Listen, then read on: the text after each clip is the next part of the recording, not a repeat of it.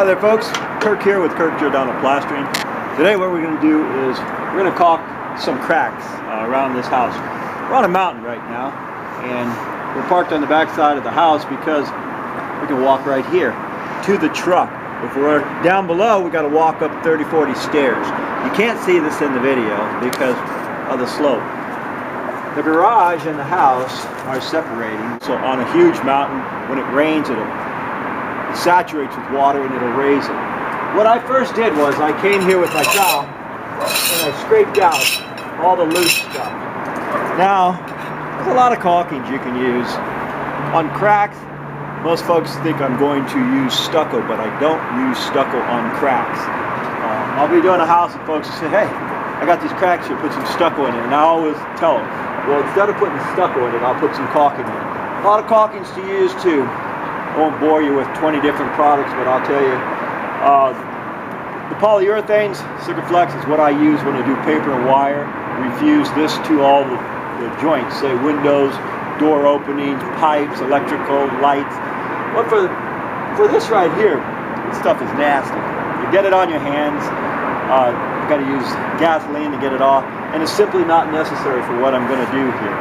For what I'm going to do here is I'm just using an acrylic latex. If I use silicone in here, silicone you can't really paint it. So the silicone in this, I don't advise using any of the polyurethanes or the silicones. Go with the simple stuff, and this acrylic, it's pretty good stuff.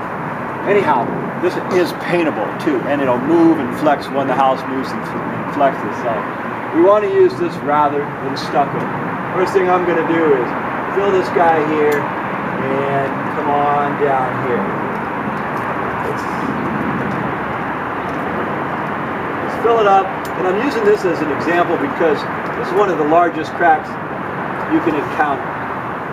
Generally, hairline cracks, like the ones on, when I say hairline like the hair on your head.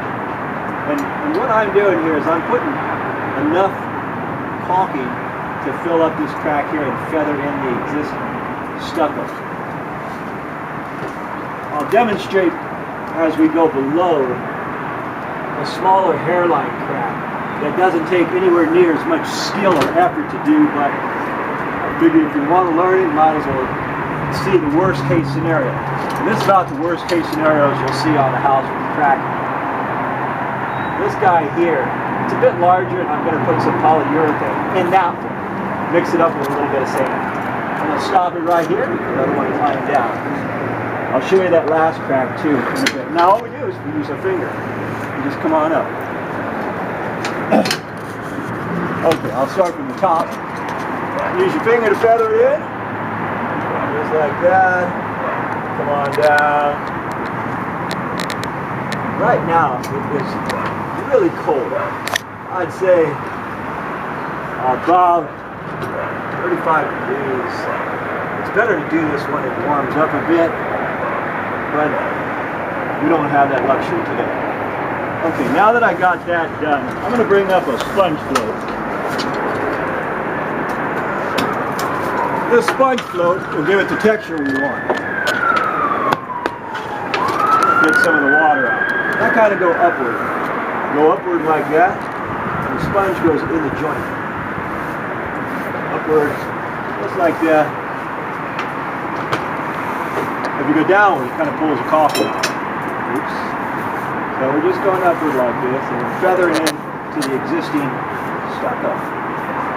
Upward, as a rule.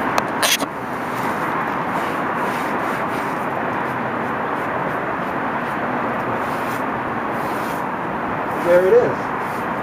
That's this joint covered up, ready for paint.